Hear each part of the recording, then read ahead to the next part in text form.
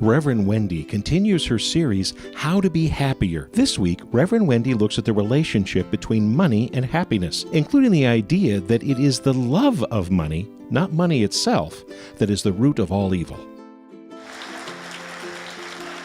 All righty, so we are exploring the topic of happiness. This morning I want to talk to you on the topic of Can't Buy Happiness, and we are using Reverend Will Bowen's book as a basis for this short series. You may recognize Reverend Will Bowen is a Unity minister. He was the creator of the Complaint-Free World and those wonderful 21-day complaint-free challenge bracelets.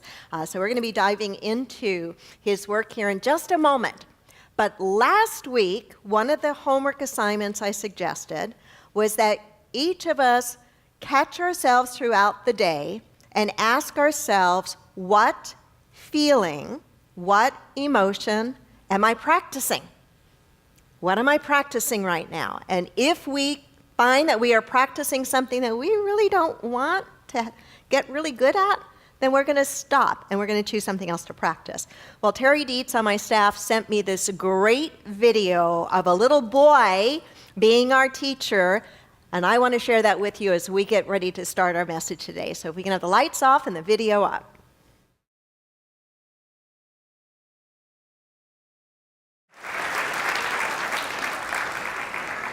Is he not adorable? I will send you the link, so pay attention to emails from the center. We will send you the link. It's up on YouTube, but I don't know what to tell you to Google to find it. But I want to encourage you to continue to be mindful of what it is you are practicing. And because of his adorableness, I have a feeling you will not forget to check in with yourself on what you are practicing. And so we want to pick up now into some new material in Will's book on this idea of can't buy me happiness. So our objective in this series is to honestly challenge ourselves to raise our personal set point with regard to happiness. We talked last week about the reality that we all have a normal set point of happiness that we return to. And we return to it whether great, wonderful things have happened that have caused us to experience a peak of happiness. After time, we go back to that set point. And likewise, if we've experienced things that have really depressed us and pulled us down, after time, we will rise back to that particular set point. What we want to do is remind ourselves that through practice and through intention, we can raise our own personal set point. I shared with you a working definition of happiness, and it is this, that happiness is an all-pervading sense of well-being, an all-pervading sense of well-being and the feeling of contentment. So try to keep that in your awareness, not just when we're sitting here together working on the material, but when you're checking in with yourself throughout the day and throughout the week to check on how happy you are. It's really about what is my pervading sense right now? Do I have a pervading sense of well-being? Do I have a feeling of contentment? So the topic, Can't Buy Me Happiness, obviously is a setup for helping us to tear apart and free ourselves from some myths around what we think causes happiness. And for a lot of people, they equate happiness with a certain level of financial well-being and a certain accumulation of stuff. And we really want to go into that and tear that apart and put that behind us. Here are a couple of quotes that I do not agree with.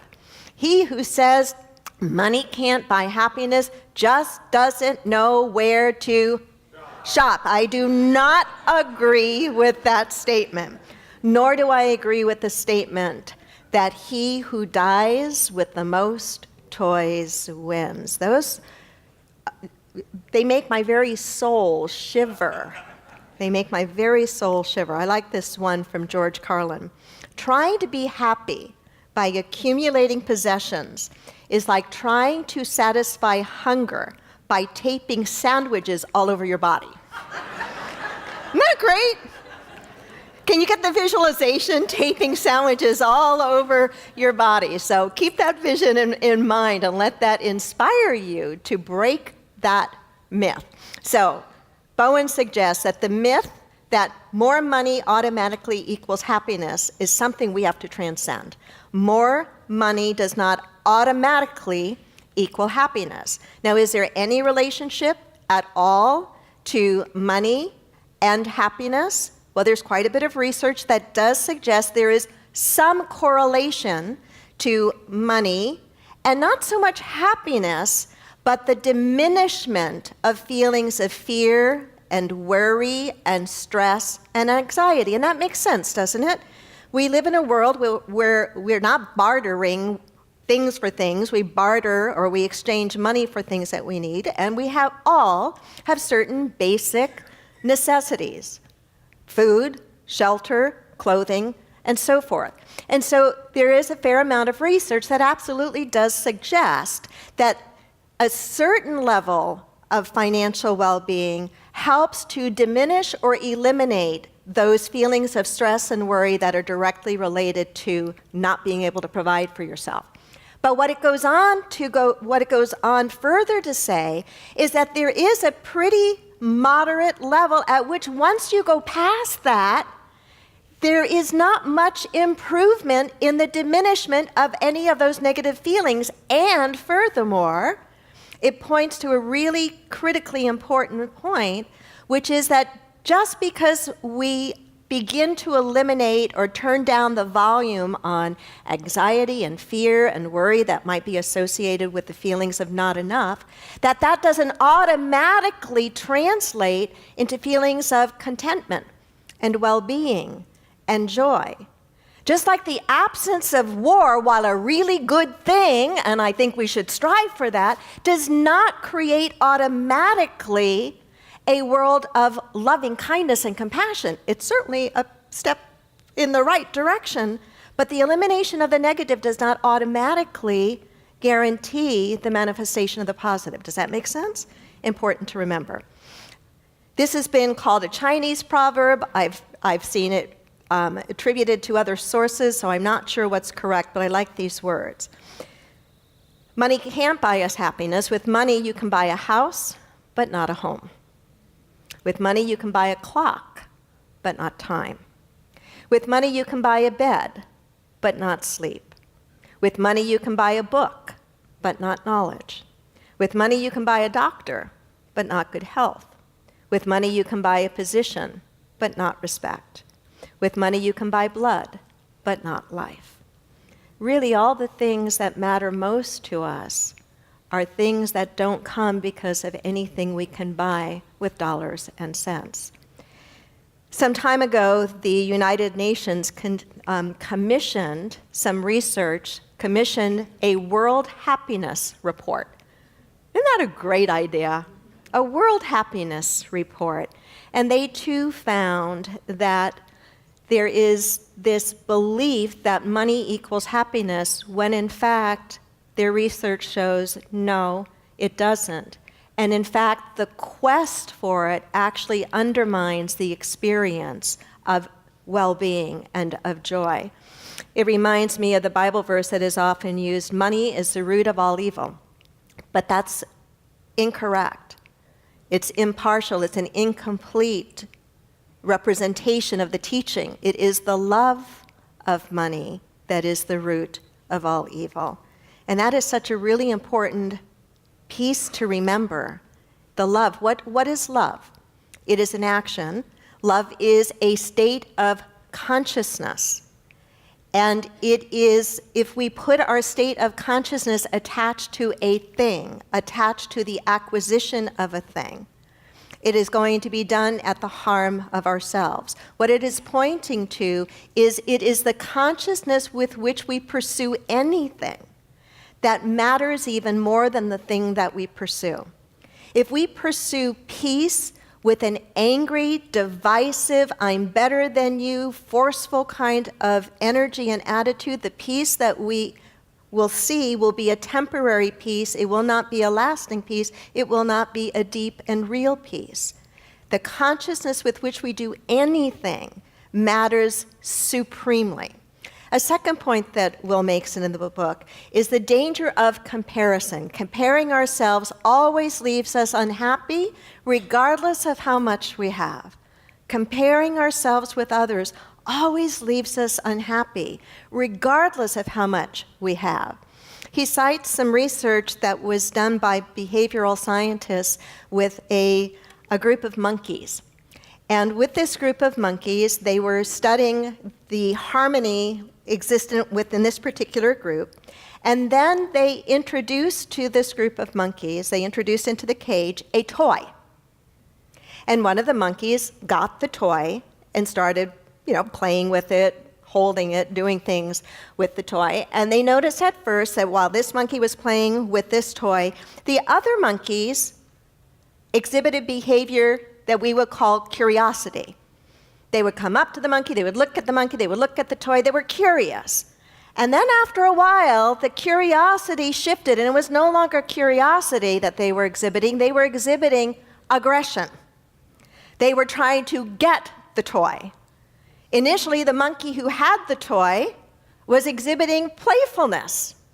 As the other monkeys who didn't have the toy stopped being curious and started to be aggressive, the monkey with the toy stopped being playful and curious and started exhibiting behaviors of stress. All the harmony in the cage disintegrated. I don't know if that's really about monkeys or people, because I think that's an absolute description of what happens among people when we are operating at a very low level of consciousness and where we are really quite asleep spiritually. So I ask you, what was the cause of the monkey's discontent? Huh? I'm hearing greed, jealousy, envy, the lack of. Excellent. None of you said the toy. None of you said the toy, because the toy was not the cause of their discontent. It was these other things. It was desire to get it. It was the effort to keep it. On the one monkey, right? And it was the fear of loss on the one monkey. Does this sound like too familiar? Yeah. Comparing ourselves to others. Somebody after first service shared with me, but Wendy, in the work world, we really are very often compared our performance to another person's performance. And I had to say, yes, absolutely. That does happen. That does happen. And so it may be that in those situations, we can't completely remove ourselves because the situation itself is set up where our performance is compared to somebody else's performance. And my suggestion to that is to make sure that the way we process that inwardly is that we realize there's a big difference between performance and worth. Performance and who and what we really are on the inside. And that's where we need to really be watching how we are comparing ourselves to somebody else and what they have or what they are doing. Does that make some sense? Okay. And a third point that Will makes in this chapter is that to dispel the money equals happiness myth, we need to focus on living our purpose. Focus on living our purpose. I talk frequently about the idea of living our purpose. Living on purpose is another way of saying it as well. And it's so easy for the mind to latch on to the surface of that and to automatically equate our purpose with the work that we do in the world, the outer form. And sometimes for some people, the outer form absolutely matches the inner purpose. But sometimes the outer form, the job, may not perfectly match the purpose. Are you still with me? Our purpose is something that doesn't have to be attached to the form. It's great when it can. I feel very blessed that I believe part of my purpose is to teach and to inspire and to support. Ministry certainly gives me a form to do that in. But what I absolutely know is it's not the only form.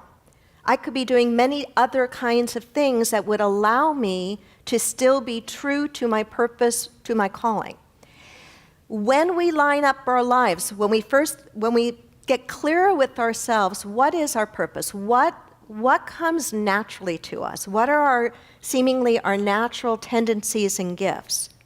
Then no matter what the outer form is, we make a conscious choice to show up with those gifts, with that energy to the very best extent we can within that form. Does that make sense? And that is a huge step forward in the right direction. If we keep doing that, in time, we will find that we are able to maybe shift complete gears from the form that we're in now, the job we're doing now, to one that matches up a little more naturally. But it begins with first understanding what that purpose is, and then honoring that in you and finding every way that you possibly can, both in your work and in your personal life, in your relationships, in your volunteer life, to be that there. To be that there. Say that with me. To be that there.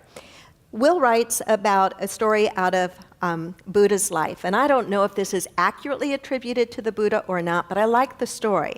And the story is this, that apparently the Buddha was a very accomplished archer, and that he always won any competition in archery, so much so that the palace walls were covered with medals he had won for always being the best. And his competitors had some challenge with that, one in particular, who never could beat the Buddha. And he was so frustrated after one match where once again he lost that he threw down his bow and he said to the Buddha, "What is your secret? I want to know your secret." And the Buddha said, "I aim for the target." And the other guy wasn't too happy. He said, "I aim for the target too." And the Buddha said, "No, you don't. You aim for the medals, and therefore you don't hit the target. I aim for the target, therefore I hit the medals, or I get the medals." A really powerful distinction, isn't it? One is about the purpose, right? The other is about the outer. And so to dispel that money equals happiness myth, we need to line our lives up as much as we possibly can to be living them on purpose. Jesus talked about seek first the kingdom of God and all these other things will be added unto you. It means know what matters most and keep pulling yourself back to that, being that every place, every time, every situation you can. A fourth point that Will makes is sometimes the opposite is true, that more money might actually equal less happiness. Why do you think that might be so? Huh? The responsibility of it, right? Managing it, maintaining it, whether it's financial products or it's physical stuff you have. So taking care of it, maintaining it. Any other thoughts? You could lose it. Yeah, you could lose it. The fear of losing it. It's a little bit like climbing up a really tall ladder. The first few steps, probably no fear at all. Get at the very top. Imagine the biggest ladder you could think of, climbing all the way to the top. Might your fear level increase a little bit with each step? Be honest, yeah. Why? Obvious, you know the answer. Much further to fall. First step or two, no big deal. Same thing with the way the human mind sometimes goes, is the more I have, well, the more I can lose, right? Don't have so much, can't lose so much. So there can be that piece in there. This might be a very timely talk given what the market is doing. Oh my goodness gracious. Anyway, a great place to practice spiritual principle and patience. Another piece of it, another piece is family and friends might begin to respond to us differently. You know, when people reach a certain level of outer success or fame, that can sometimes bring up a whole lot of stuff in family dynamics for both the family members and the individual. And so sometimes the opposite may be true here, that more money might actually sometimes lead to some less happiness. So being aware of any of these things always helps us to be better prepared to deal with them. We won't be blindsided if we find these things starting to happen. And then the last point that I would bring out from his chapter is that people experience loss more intensely than they experience gain. We experience, in general, people experience loss more intensely than they experience gain. If you think about it, this is true, can be true on quite a number of different levels. Think about what you feel when you find a $20 bill in the parking lot and there's nobody around, so you know, oh, okay, there's nobody around, I guess I get to have this. How do you feel? Good. Oh, come on, you probably feel a little bit better than that. I mean, so that's a neat feeling. What if then you lose that same $20 the very next day? Many people, in fact, most people, feel the loss of that more severely than the finding of it. Don't you think it should be the other way around? I think it should be I want to live that way.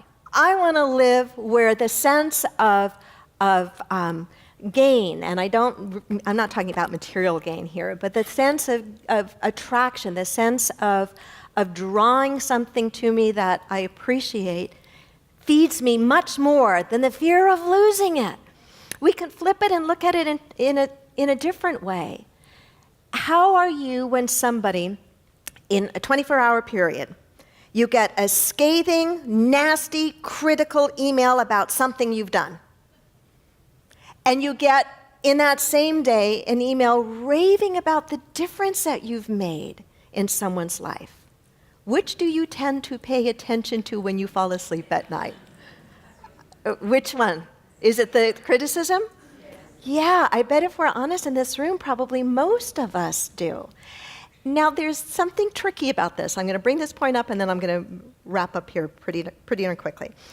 There is a part of our brain, the oldest part of our brain, that is actually designed to scan our horizon, our environment, to notice anything that's potentially harmful. And it's the oldest part of our brain because it's a part of our brain that was developed by necessity to keep us alive. And in a way, when we are ruminating over loss, when we are feeling the pain more than we are experiencing the gain, there's a certain protection element in there. I got to learn something from this so I don't repeat this. Does that make a little bit of sense? Okay, so there's that in there. I was going to make another point about that. Well, I'll let it go. I don't remember what the other point was that I was going to make about that.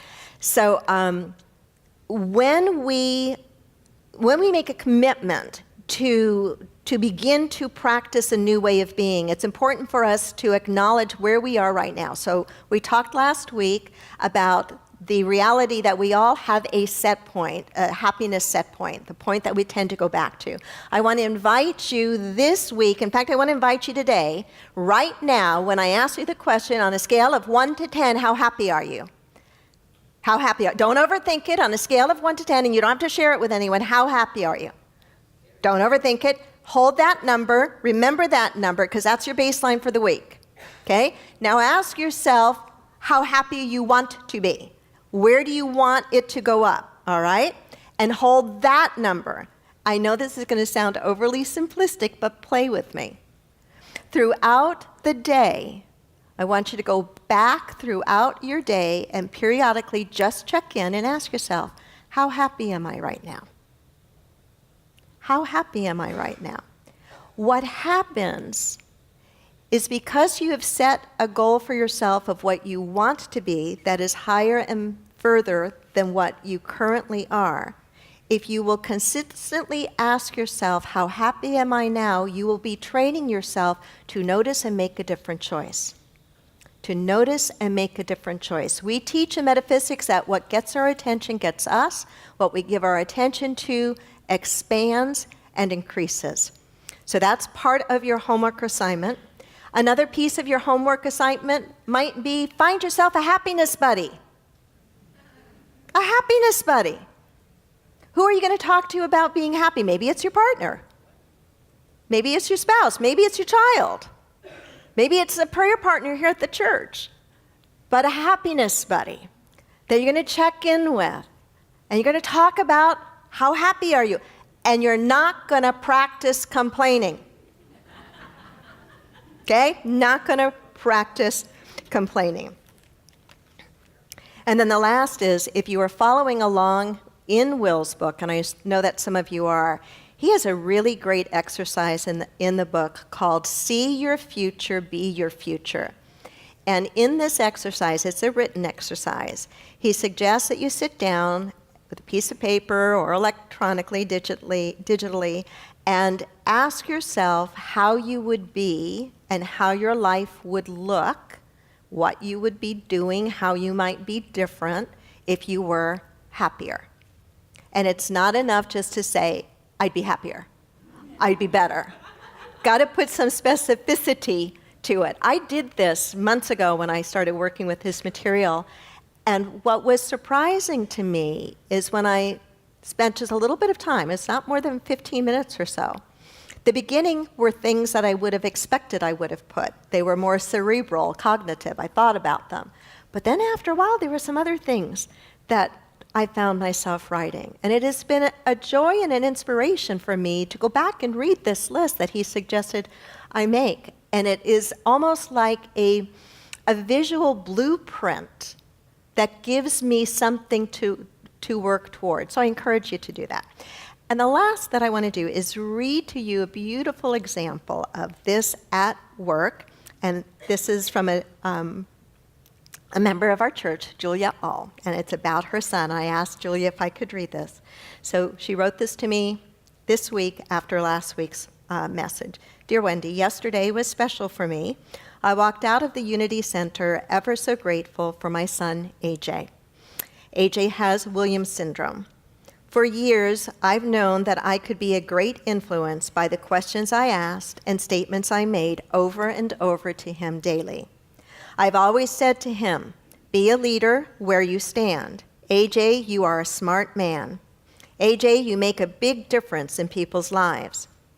He has also influenced me. One question we have played with for years is, on a scale of 1 to 10, where is your happy meter? He started out at 11. And over the last 6 months, it's usually a 12. At first, I thought he didn't understand my question. I thought, isn't that like us as parents, right? Oh, well, clearly they must not understand the question because it's not the answer I would have thought. Then I wanted to know the why and the how around his answer. AJ spent hours contemplating. And then one day he said, Mom, you know me. I'm just a happy guy. I finally figured it out. He has decided to be a 12, off the charts on the happy meter. Smart guy. Yep. AJ has helped me raise my happy set point to an 8.5. Thank you, Julia. So I encourage us to learn from these two young gentlemen. Namaste and God bless. Thanks for listening. The Unity Center, transforming lives and healing our world. Check us out Sundays at 9 and 11. Subscribe to our podcasts and download our free app for instant access to a wealth of spiritual teachings, services, and events.